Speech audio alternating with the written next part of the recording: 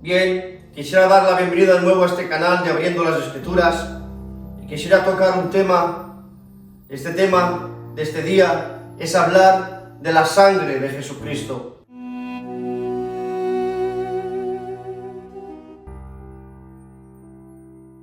Este hecho es el eje y el testimonio más grande que existe dentro de las Sagradas Escrituras. Por esto, en Apocalipsis 19:10 dice que el testimonio de Jesucristo es el espíritu de la profecía. Quisiera pararme un momento y explicar, hacer una breve exégesis, pequeño inciso de este verso. Dice que el testimonio de Jesucristo es el espíritu de la profecía. El espíritu es un término griego que significa pneuma, que es el soplo, o en hebreo es el ruach. Lo que está diciendo que todas las profecías que se estaban profetizando ya en el Antiguo Testamento, como Isaías, Jeremías, Ezequiel, Zacarías, todas iban direccionadas en un mismo soplo, en un mismo espíritu a la persona de Jesucristo. Por esto, Jesucristo es el cumplimiento de toda profecía. Pero sin más demora, quisiera ya adentrarme en el tema y esclarecer por medio de las Escrituras el por qué Jesucristo tuvo que derramar su sangre en la cruz del Calvario. Si me acompañáis, en el principio, cuando Dios crea al hombre y a la mujer, a la imagen de Dios los creó, Dios tenía una relación con el hombre. Al hombre lo había hecho la corona de la creación. Por esto dice en su palabra que Él se enseñoreaba de todas las cosas que Dios había creado.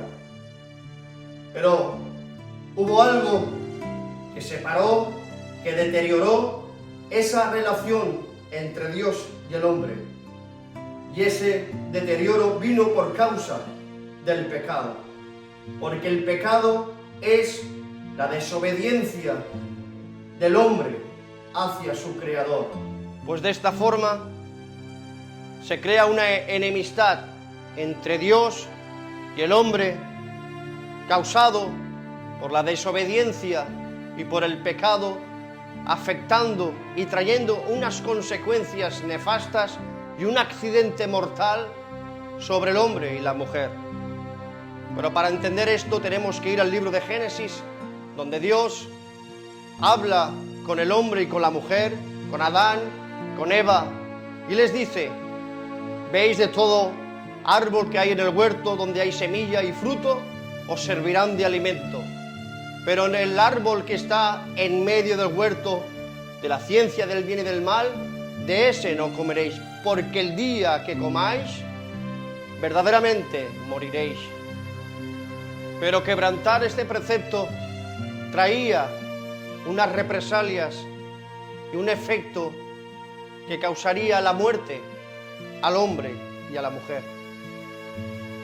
Pero mientras no había mandamiento, el hombre no estaba sujeto a juicio ni a condenación. Por esto me vais a entender cuando dice en Romanos capítulo 7 y verso 11, dice: y tomando ocasión el pecado por el mandamiento, dice, me engañó y él mismo me mató. Ahora entenderéis que allí, en medio del huerto del Edén, yo no sé los días que Dios se paseaba a la hora de la tarde y hablaba con lo que había creado, con Adán y Eva. Él paseaba y tenía esa relación, tenía esa amistad, donde Dios amaba al hombre y a la mujer y quería, como dice en su palabra, que Dios tiene pensamientos de bien y no de mal. Pero había alguien en el huerto también que estaba esperando su oportunidad para salir en escena.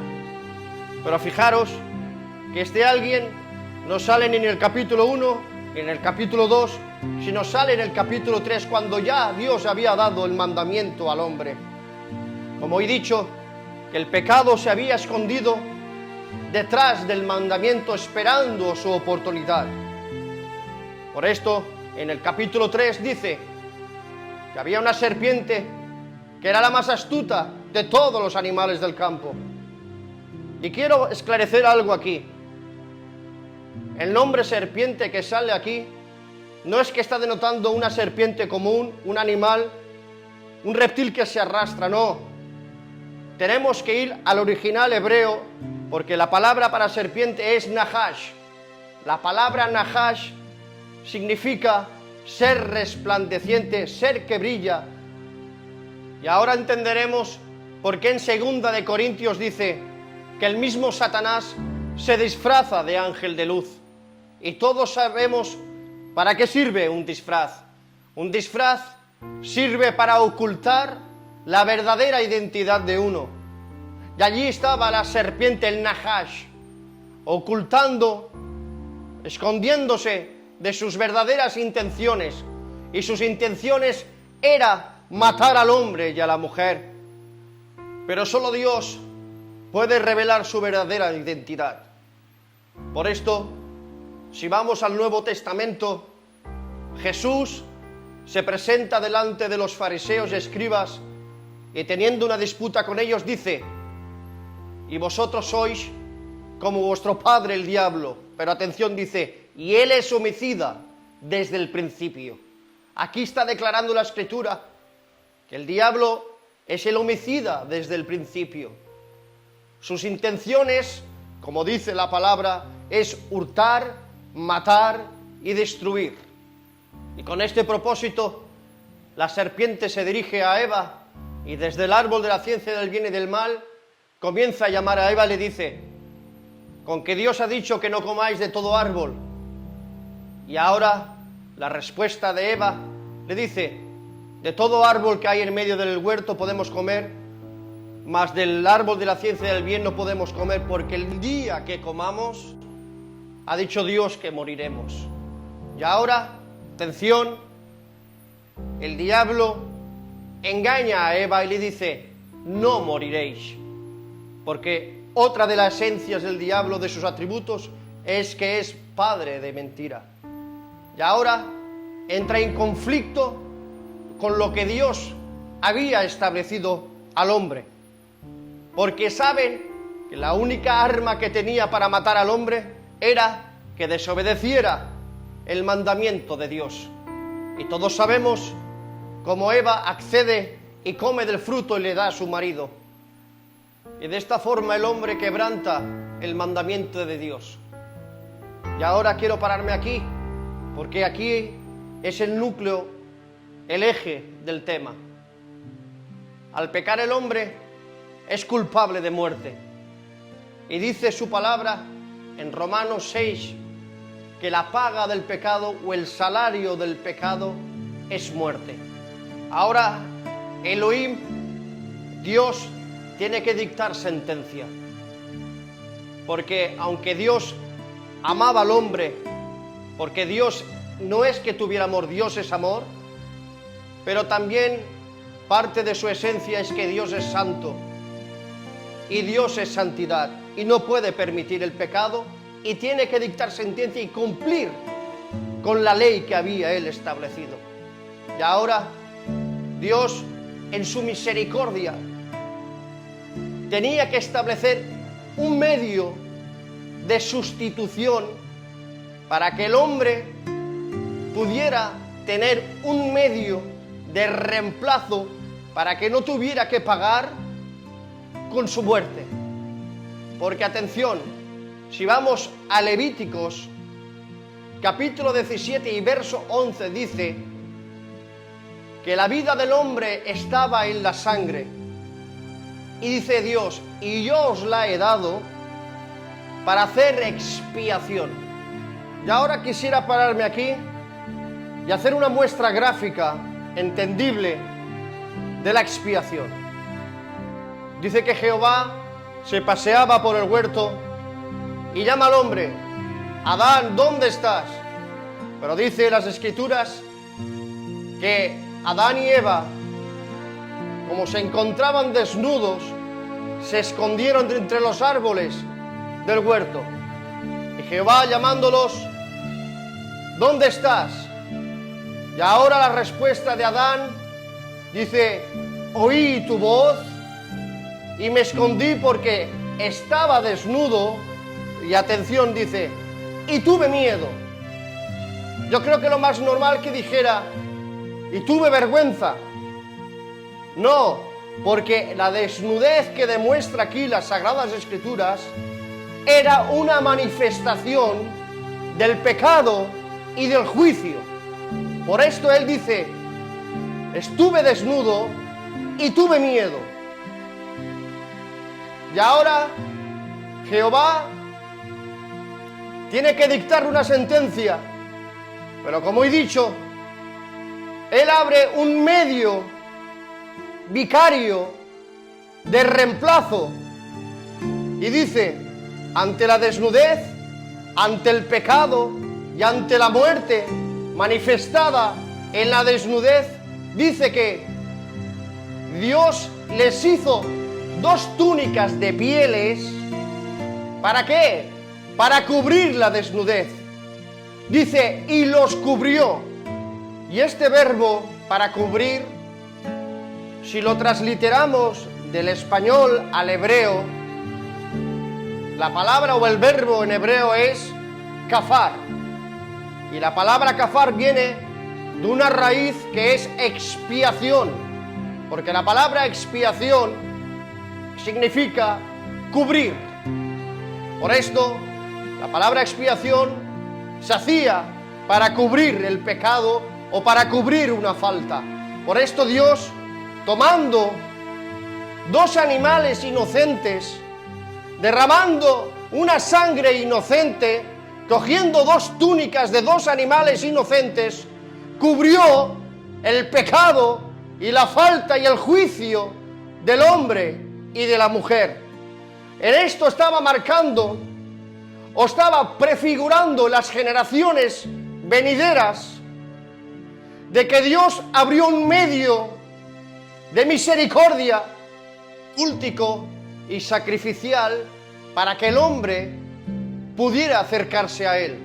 Por esto, si vamos al capítulo 4 y verso 3 del Génesis, ya vemos que dice que andando en el tiempo, Caín trae fruto de la tierra, una ofrenda, y se presenta delante de Jehová, pero también Abel, como Abel, atención, él ya sabía, porque seguro que su padre, Adán, ya le había informado de cómo Dios los tuvo que cubrir con pieles, con 2 víctimas. Él ya sabía cómo se tenía que presentar delante de Jehová, y dice, y tomando de las ovejas de su rebaño, tomó la más engordada, la mejor que tenía de su rebaño, dice, y la ofreció a Jehová. Dice, y Jehová no miró con agrado la ofrenda de Caín, sino que miró la ofrenda de Abel y la miró con agrado. ¿Por qué? Porque sabía que para presentarse delante de Dios no podía presentarse de cualquier manera. Por esto dice en Deuteronomios, cuando os presentéis delante de mí, no os presentéis con manos vacías. Se tenía que presentar una ofrenda, una víctima, un sacrificio, un derramamiento de sangre en lugar del pecador. Pero para daros una muestra más nítida y más clara, vamos a ir al capítulo 12 del libro de Éxodo, donde Dios le habla a su siervo Moisés y le dice, Moisés, voy a exterminar a todo primogénito de las casas de las familias de Egipto. Voy a entrar en juicio contra Faraón y contra sus dioses, y voy a exterminar a todo hijo mayor de una familia. Dice, y pasará el ángel exterminador por la noche, pero atención, dice, que toda la familia de Israel escogerá un cordero sin defecto, macho, de 1 año, dice, y lo guardaréis del día 10 al día 14, y el día 14 de toda la congregación de Israel lo va a inmolar. Dice, y cogeréis la sangre de ese cordero y lo pondréis sobre los dinteles de la puerta, para que cuando yo pase a exterminar a todo primogénito, cuando vea la sangre de ese cordero, me servirá de señal. Y esta era la señal, que cuando pasaba el ángel que iba matando puerta por puerta de las familias a los primogénitos, cuando el ángel que iba exterminando a los primogénitos viera la señal de una familia de los israelitas allí, porque atención, el ángel no hacía distinción de los que eran egipcios o israelitas. Donde se paraba el ángel exterminador era donde veía la señal de una sangre en los pósters de la puerta de esa familia. Y esa señal y esa sangre estaba dando un mensaje, le estaba diciendo: pasa de largo, no entres aquí, porque aquí ya se ha efectuado una muerte. Y el ángel exterminador, viendo esa sangre, sabía que allí ya se había efectuado una muerte y pasaba de largo. Y de aquí viene la palabra Pascua, que en hebreo es Pesha, que significa pasar por alto o pasar de largo. Por esto Dios le dice a Moisés: y recordaréis este día por todas vuestras generaciones, y os servirá de principio de meses y de año. Por esto el calendario hebreo comienza en el día de la Pascua. Pero saben, esto marcaría un estirpe y un devenir donde Dios le manda a Moisés, le dice a Moisés, allá en el monte Sinaí, donde Dios lo lleva, lo ha sacado de Egipto y lo lleva al monte Sinaí, y Dios le da unas instrucciones para él y para el pueblo, el cual él presidía, y le da Dios unos diseños, unas instrucciones, unas ordenanzas y unas leyes, que sería el culto mosaico, donde le muestra que levantará un recinto santo, un tabernáculo, donde dentro de ese tabernáculo se ofrecerían sacrificios, ofrendas, y donde Dios levantaría un sumo sacerdote, hermano de Moisés, llamado Aarón, conjuntamente con sus hijos de la familia de los levitas, y estos estaban puestos para que hicieran mediación entre Dios y el pueblo pecador. Por esto dice en su palabra: si alguno pecare o transgrediera o rompiera uno de los preceptos o leyes que Dios le había dado al pueblo por medio de su siervo Moisés, dice en Levíticos 4, dice: se presentará delante del tabernáculo de reunión, y vendrá el ofrendante pecador culpable, y cogerá una víctima, un cordero o un becerro, dice, y lo ofrecerá delante de Jehová, delante del altar del holocausto, dice, y pondrá su mano sobre la cabeza de la víctima del cordero. ¿Y para qué se ponía la mano sobre la cabeza del cordero? Para que así se identificaba el ofrendante pecador con la víctima cordero inocente, y así se transfería el pecado y se transfería la culpabilidad, y ahora se le confesaba en la oreja del animal inocente el pecado del ofrendante. Y así cogía el cuchillo y degollaba a la víctima y derramaba la sangre el sacerdote delante del altar de Jehová, y así se hacía expiación por el pecado. Pero como he dicho, la palabra expiación significa cubrir. Lo que se hacía con estos sacrificios era meramente cubrir el pecado. Es como ahora, para lo que entendáis, es como alguien que va a una fiesta y lleva una camisa, y en esa fiesta recibe una mancha, y para ocultar esa mancha se pone una chaqueta o algo que vaya acorde en ese momento para ocultar esa mancha y no hacerla visible a los ojos de la multitud. Así se hacía de cara a nuestro Dios, servían estos sacrificios. Por esto Dios le dice a Moisés: a los 10 días del mes séptimo se celebrará la fiesta de la expiación, Yom Kippur.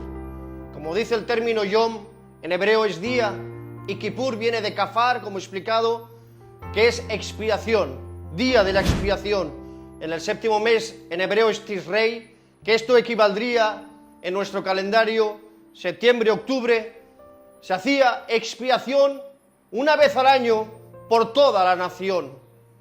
Y en ese día se entraba el sumo sacerdote con los sacrificios en el lugar más sagrado, en el lugar santísimo, y esto lo hacían por cada año, porque como he dicho, la expiación solo hacía que cubrir el pecado, pero el pecado no se podía erradicar.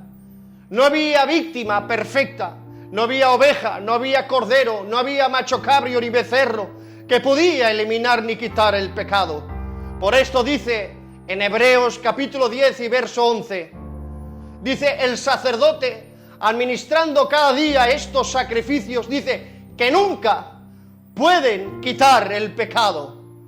Por esto, si vamos ya en el Nuevo Testamento, allá en Mateo, dice que ha salido un hombre predicando en el desierto de Judea, vestido de pelo de camello y un cinto de cuero, dice, y toda Jerusalén, y de los contornos dejando el templo, dejando los sacrificios, venían a Juan el Bautista que predicaba el bautismo de arrepentimiento.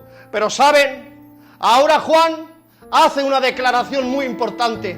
Mientras está predicando, ve que alguien se le está acercando, ve una silueta y ve y hace la declaración que sale en capítulo 1, verso 29 del Evangelio de San Juan, dice, he aquí el Cordero de Dios, que este no cubre, este quita el pecado del mundo. Por esto se cumple la palabra en Efesios, que dice que Él era el Cordero inmolado antes de la fundación del mundo. Por esto, Jesucristo era el Cordero que estaba profetizado antes de la fundación del mundo, que era el medio para quitar el pecado de la humanidad. Porque desde que en Edén el hombre fue expulsado por causa del pecado, por esto dice en su palabra que todos estaban destituidos de la gloria de Dios, por cuanto todos habían pecado. Por esto, si me acompañas, en el libro de Isaías dice, capítulo 53 dice, y nosotros nos descarriamos todos como ovejas, mas Jehová cargó en él el pecado de todos nosotros. Y una vez que Dios cargó en Jesucristo el pecado de todos nosotros, el hombre quedó libre. Por esto dice en Colosenses 2:15, dice que había un acta, había un documento. Por esto la palabra acta que sale en el griego es cheroigrafón, que significa documento legal firmado por el deudor.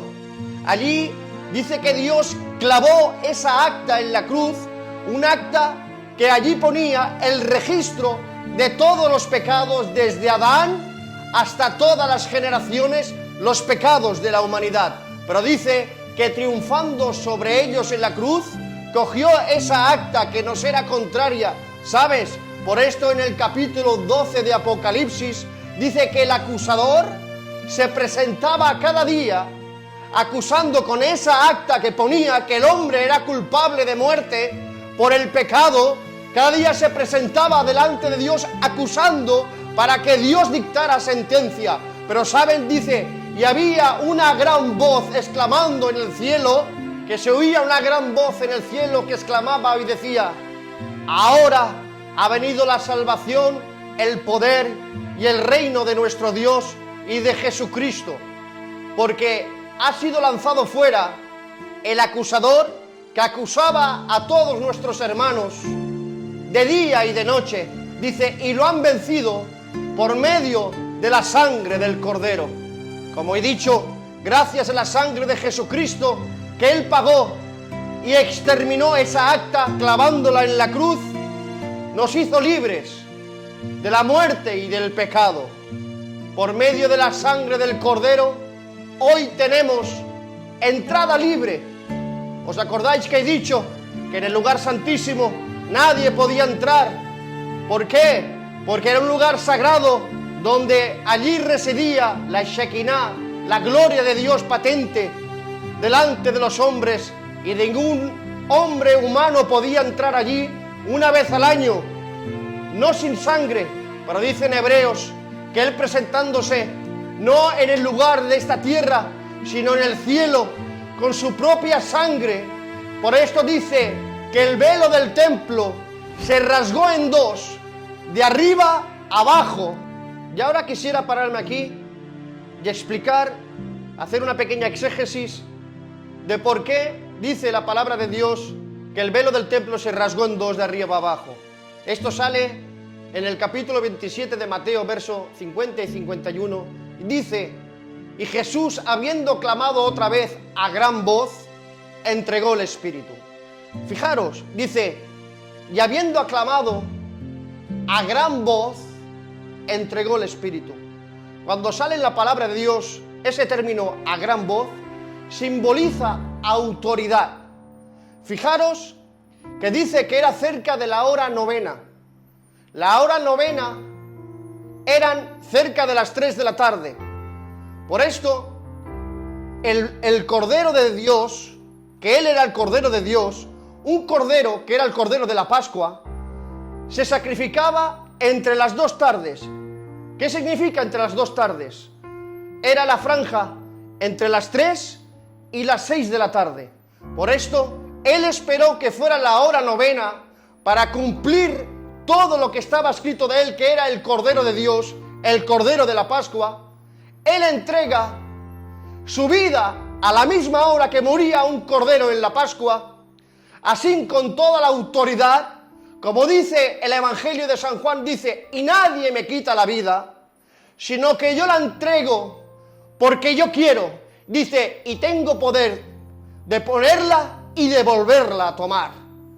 Entonces, cuando Jesús entrega el Espíritu, dice que el velo del templo se rasga en dos. ¿Saben? Ese velo no era un velo cualquiera.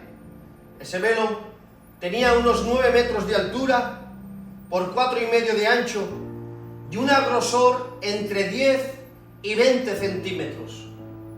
¿Saben? Estaba entretejido de lino y una lana trenzada, compacta, sin igual, legendaria, según dicen las fuentes rabínicas. Según Flavio Josefo y la Misná y el Talmud, dicen que su densidad y su grosor y el peso del velo podía pesar entre 800 y 1200 kilogramos, que para mover ese velo, según las fuentes históricas, para moverlo, los sacerdotes, para limpiarlo, se necesitaba mínimo 300 sacerdotes para mover ese velo. Ahora entenderéis que no había mano humana que podía rasgar ese velo. Pero atención, dice, y el velo fue rasgado de arriba abajo, donde no podía llegar la mano humana. Esto quiere decir que la salvación no venía de abajo, sino nuestra salvación venía por la mano divina de Dios. Por esto, ahora entenderemos que en Hebreos capítulo 10 dice que ahora tenemos libertad para entrar en el lugar santísimo por medio de la sangre de Jesucristo, que Él abrió un camino nuevo y vivo a través del velo de su carne. Por esto, dice en el mismo libro de Hebreos capítulo 4, dice, acerquémonos al trono de la gracia para alcanzar misericordia y oportuno socorro. Fijaros que el oportuno socorro y la misericordia van entrelazados con la gracia. ¿Qué es la gracia? Fijaros que habla de un trono. Ese trono es el trono de Cristo, administrando al pecador gracia. ¿Y qué es la gracia? La gracia viene de un término griego, la palabra se dice charis, que significa favor inmerecido. Esto es el favor de Dios hacia la humanidad inmerecida por la naturaleza pecaminosa, pero Dios le ofrece esa salvación gratuitamente por amor. Por esto dice en Juan 3:16, de tal manera amó Dios al mundo que dio a su único Hijo unigénito para todo aquel que en Él crea, no se pierda, mas tenga vida eterna. ¿Y cómo podemos alcanzar esta gracia y este favor inmerecido que Dios por medio de Cristo ofrece al pecador?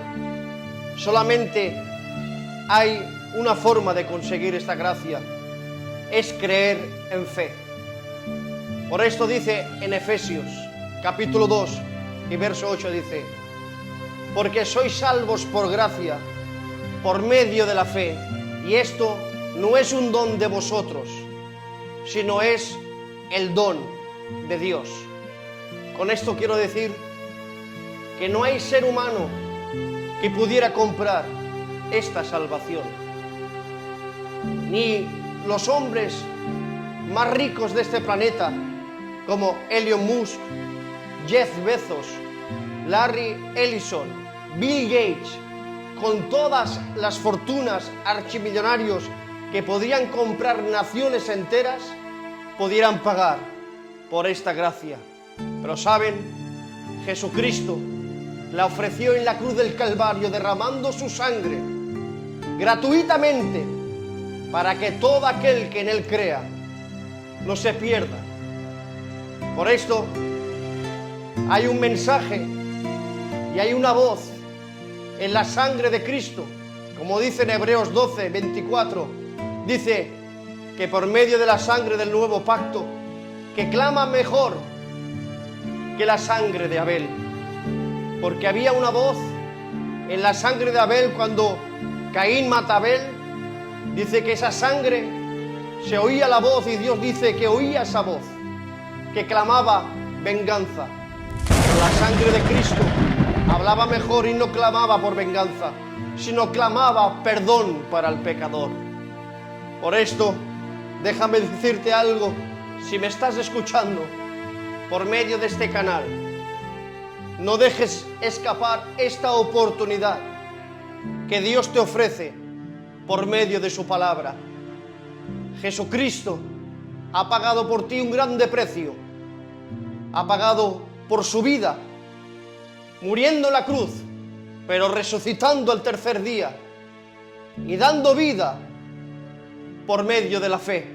Por esto dice su palabra, yo soy la resurrección y la vida, y el que cree en mí, aunque esté muerto, vivirá. Pero con el corazón se cree, mas con la boca se confiesa para salvación. Si tú confiesas en este día que crees en Jesucristo que derramó su sangre por ti, no importa los pecados que tú hayas cometido, no importa la clase social, ni lo que hayas hecho, si tú te arrepientes de corazón y confiesas a Jesucristo, por esto dice su palabra, todo aquel que confesare que Jesucristo es el Señor, ese será salvo. Por esto te dejo en este día para que creas que Jesucristo es el Hijo de Dios.